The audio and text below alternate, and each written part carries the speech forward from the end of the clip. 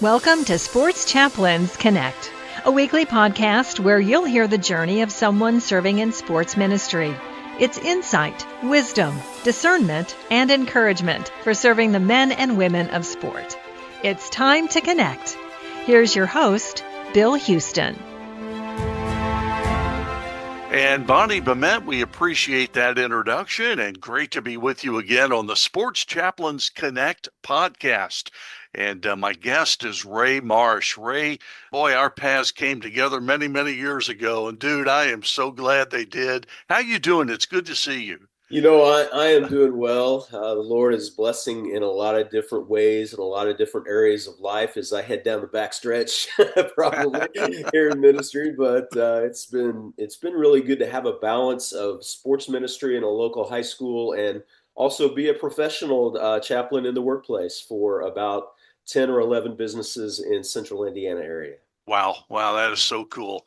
Well, Ray serves as a chaplain with one of the larger high schools in the state of Indiana in the Midwest. And boy, it is so good to talk about sports ministry as it relates to the high school athlete and the coach. But I want to back up, Ray, and just kind of begin with how you even fell into this whole thing of sports ministry and how that happened for you.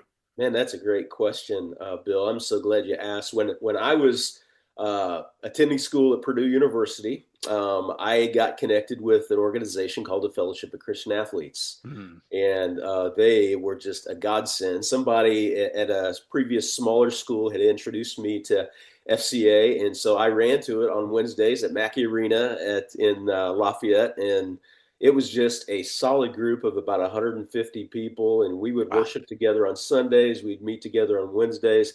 Just a very positive place to be. From there, I started going to sports camps during FCA sports camps during the summertime to mentor high school students and middle school students that would come. And that eventually led to me going on staff with FCA after I had graduated from Purdue. I was on staff with FCA on their national staff for about 4 years. And it took me out of the state for the first time. I was in Philadelphia, Pennsylvania for almost 3 years before I came back here and finished up a couple of more years here in the state. So that's how I got introduced to sports ministry, and had some dear friends that were doing sports ministry in the church already. As a matter of fact, one of them was very instrumental. You may or may not remember the name Rich Green.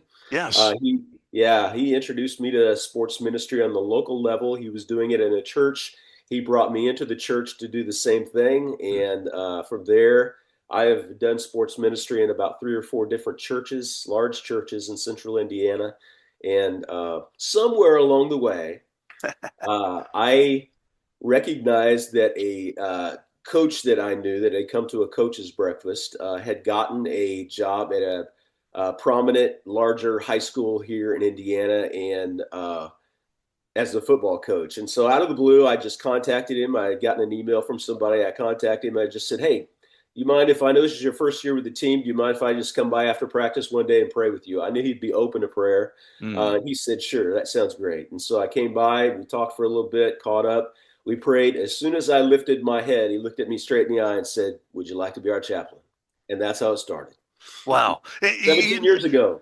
Isn't that so cool? I mean, you never know how God's going to bring, those paths together and make things happen. I had no idea he was going to ask me to be his chaplain. That was so cool, though.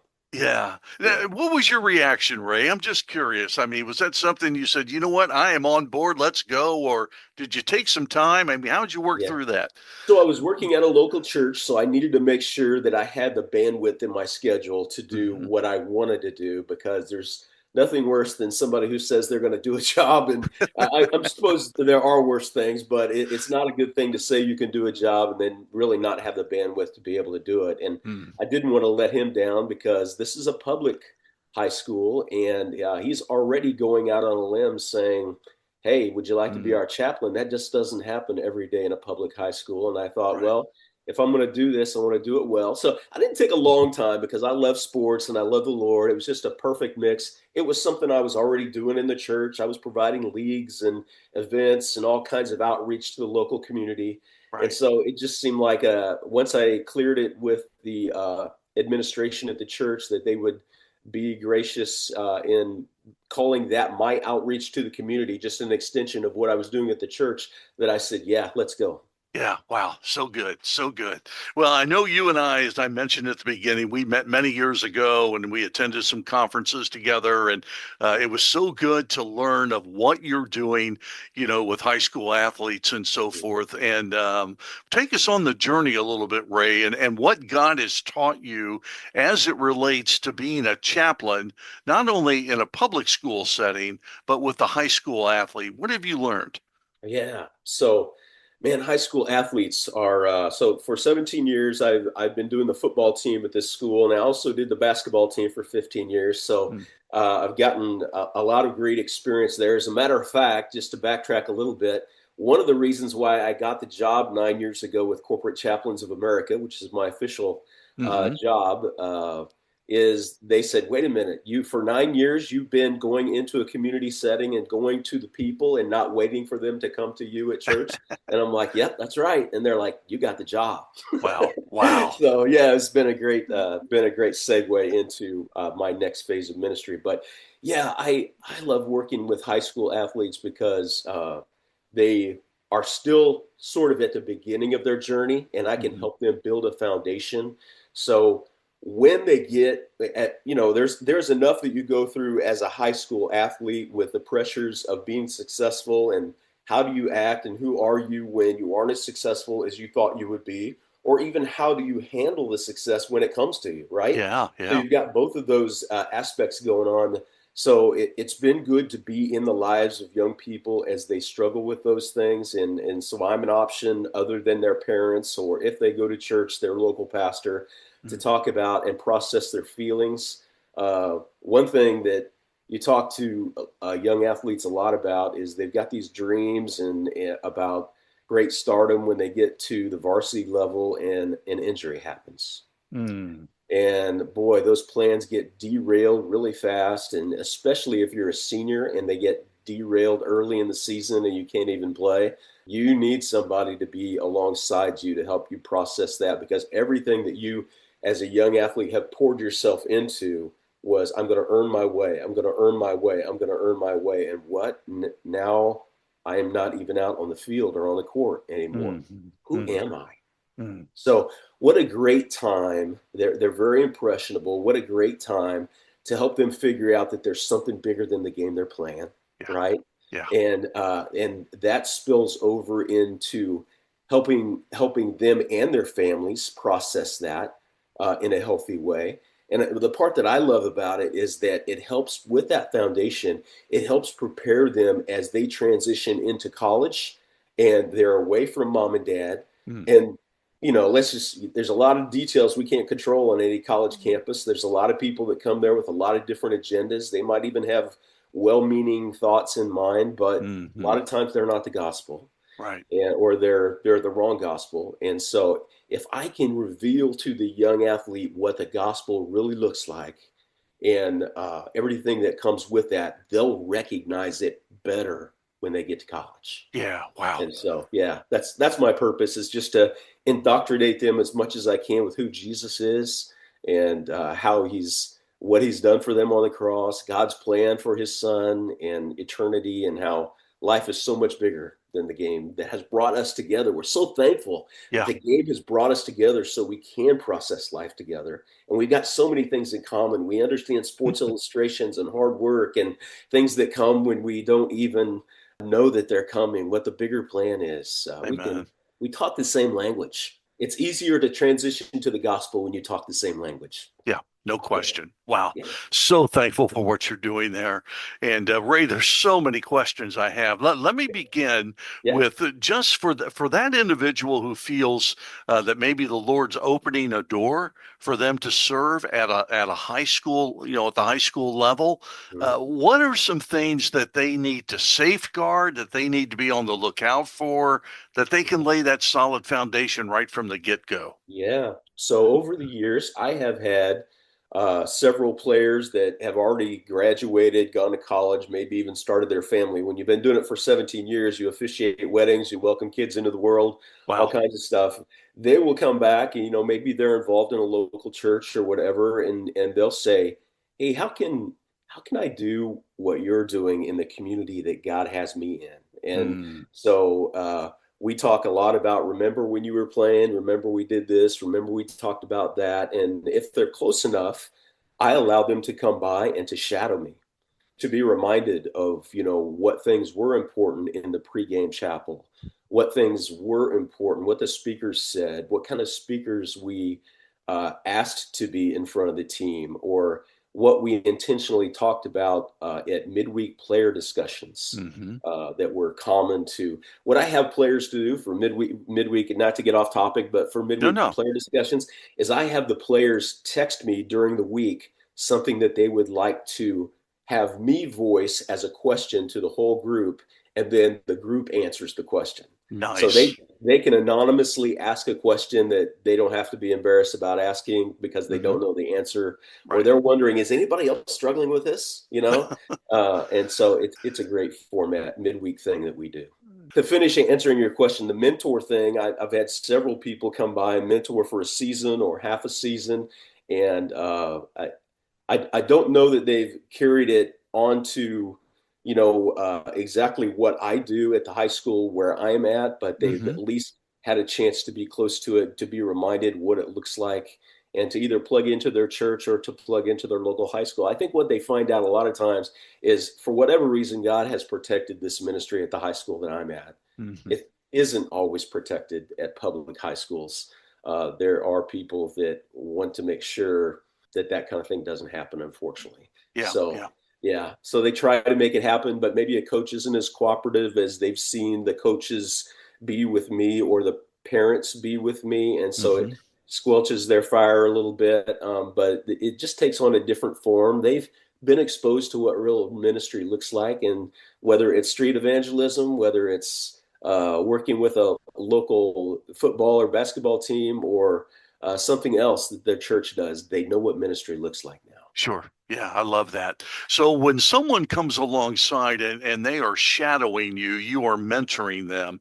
Is this something where you would go to the head coach or to the athletic director and say, "Hey, this gentleman wants to come alongside. I want to help him out." Is that okay with you? Is that an important step? Oh man, it's absolutely yeah. You know the answer when you ask that question, Bill. Yeah. It's a great one. Yeah, it's very important. It's Okay. already a privilege for me to be there, right? Hmm. I'm not officially part of the team. I'm usually not in any team photos or announced as in any official position at any. Right. Everything I do is behind the scenes. So if it's already a privilege for me, I do get to be on the sidelines. I do get to come to practice. I am in the locker room, so that's Right. great. Who you allow into those special places with close proximity to players that you're trying to influence, and I'm talking from a coach's point of view now, Right. Hmm. is very important. And so he's got to trust me. And most of the time, when I will say it, especially if it was a former player in the program, they're usually going to say yes. But if they don't know them, most of the time they look at me and they say, "You know what, Ray, I've given you this position. I trust you. I don't think that you would bring anybody into our camp that wouldn't be good for us." Sure. So, Sure. So let's move on to how you build that rapport with the coaching staff, with the athletic director. I mean, like you said, they need to trust you. They need to know you. What steps are really important to building that relationship and yeah, having that just grow stronger ongoing? yeah, yeah. Can I say off season? Yeah. Be in touch with them during the off season, not just when they're the football coach or not just when they're the basketball coach. I mean, they obviously do that all year round, but if you're continue to stay in touch with them, you're sending a great message that you care about them and value them as a person, Hmm. as a father, as a husband, or if it happens to be a female coach, obviously a wife, a Right. daughter, whatever. But showing them that you value them when it's not the height of the season is it goes a long way when the season does finally arrive.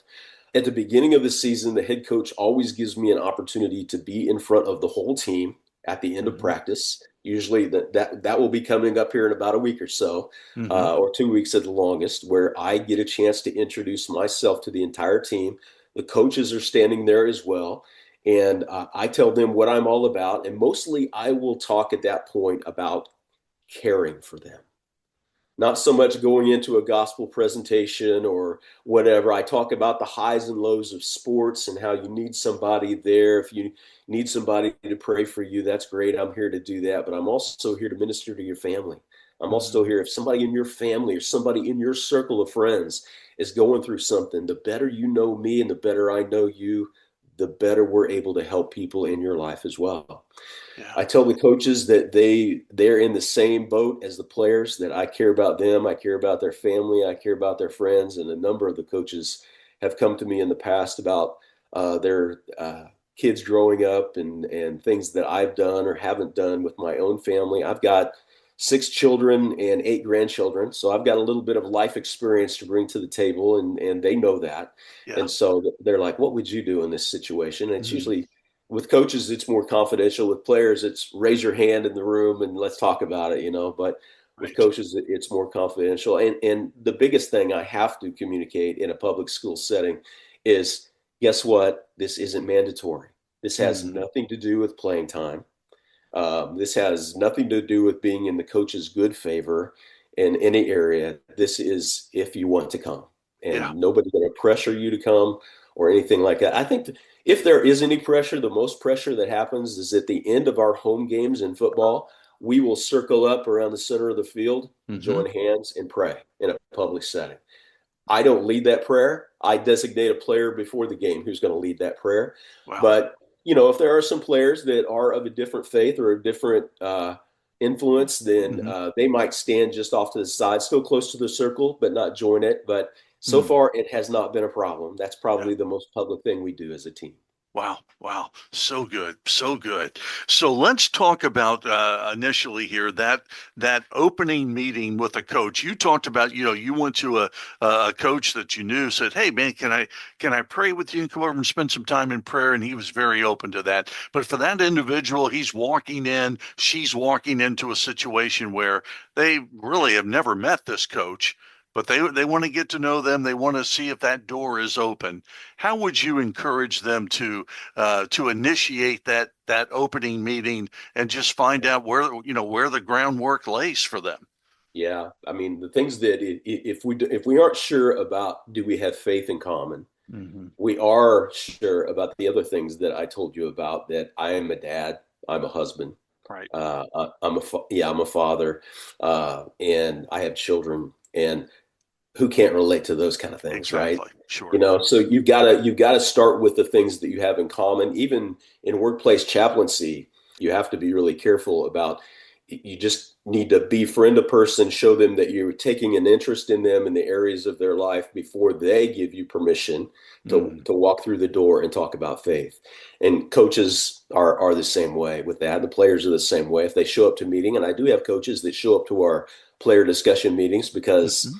they want to learn, they want to know as well, and they want to know what their players are thinking. And so, yeah, I think you just have to do the low hanging fruit commonality kind of things you have. Build trust in them, let them know that you care about them. Give them that text during the middle of the week saying, "Hey, how's your dad doing?" you Hmm. know, Right. as this situation worked out, I just want to let you know I'm thinking about you.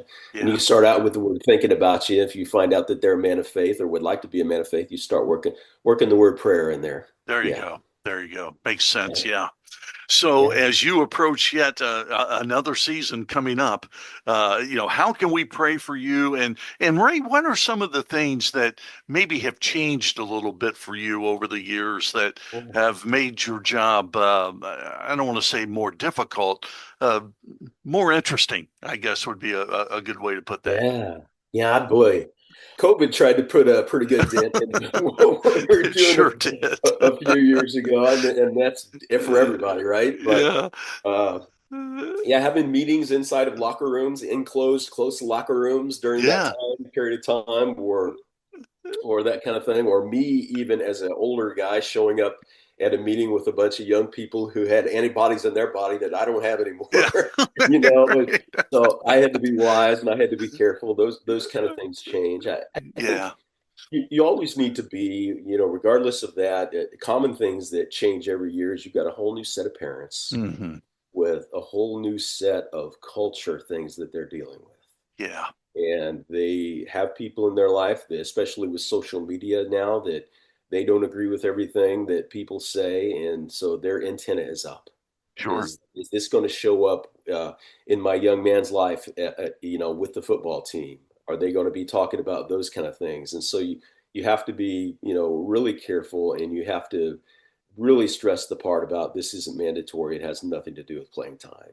Right. It's just if you want to be able to process football and life and family and the future better, then this might be a healthy place to be because Hmm. you're going to be with other players that are trying to do the same thing. So Right. they know I'm a pastor, so they know that that's going to happen. But I don't use that part to guilt anybody to get there. I just talk about caring about them, and then when we get to the meetings, we definitely talk about the gospel. We definitely talk Hmm. about scripture. And if somebody feels uncomfortable, I always invite them to come up and talk to me afterwards, or to approach me at a practice after a practice, and we can talk about what makes them feel uncomfortable and try to work through that. But yeah, I would say just not being complacent every year as you get ready for the next schedule to think, well, this has worked for the last 16 years. It's probably going to work for number 17. Ah, good You point. don't undergird it with prayer and ask for protection. I have no idea, other than being on my knees before a season starts and during the season, why God has allowed this ministry to continue in a public high school setting, because Mm. I know it doesn't everywhere. I've seen Right. too many times where it's not. But I am so grateful the Lord has protected us, and like I said, I it has to do sometimes with me not taking it for granted and just being humble before the Lord and saying, what's it supposed to look like this year, Lord? Hmm. Is it supposed to be a little different than it was the year before or the year before that? And we've obviously COVID made us make some changes, but we have before, when we were doing it, we had the whole team in a cafeteria and a speaker would come and talk about their faith. These days, it's more voluntary. It's a little bit smaller group, but even in the high school where I'm ministering and serving the football team, it is nothing for us at a pregame chapel to have 50 players Oh my goodness. the week Wow. before a team starts. And that midweek discussion during the week, it's after practice, so it's Hmm. a little bit harder for them, but probably a good 25 to 30 players come to that every week too. That is awesome. Wow. That is so good. Yeah. Well, Ray, I tell you one thing that you have really brought to the forefront for me. We talk this program being about chaplain ministry to high school athletes and coaches and parents. Yes, we need to add parents, don't we? And you've brought that exactly. to the forefront. Yeah. Yeah. Yeah, I would say anybody who listens to your podcast, Bill, if they want to reach out to me, if they've got aspirations of coming alongside somebody at their local high school, I have coached many people who've tried to get that process started, and I would be glad to tell them what has worked and what hasn't worked, Good. and with the people that I know. I'd be glad Oh, to help. that's good. Well, we'll make sure to include your email address. Is it all right to do that? Yeah, yeah, Okay. that's great. Yeah, we'll Yeah, do that in the information so that they'll have that. Ray, I okay. appreciate so much, man, what you're doing and our friendship and Yeah. all that you're involved with there in the state of Indiana. Thanks for what you're doing. Thanks for your commitment and well, you've been a lifeline for many, and I know you'll Okay. continue to be. So thanks for what you're doing, brother. Thanks, brother. Thanks for including me today. It's an honor and a privilege to be with you. I know you've made such a big difference in so many people's lives through sports ministry, and I'm just privileged to Mm. be a part of that. Thanks for including me today. Love you, brother. Have a great day. Love you too, man. See ya. Thanks for listening to Sports Chaplains Connect. Be sure and invite a colleague to listen in, and by all means, let's connect. Give us your thoughts on the podcast. Drop us an email at sportschaplainsconnect@gmail.com. That's sportschaplainsconnect@gmail.com. We'll see you next week when Sports Chaplains Connect.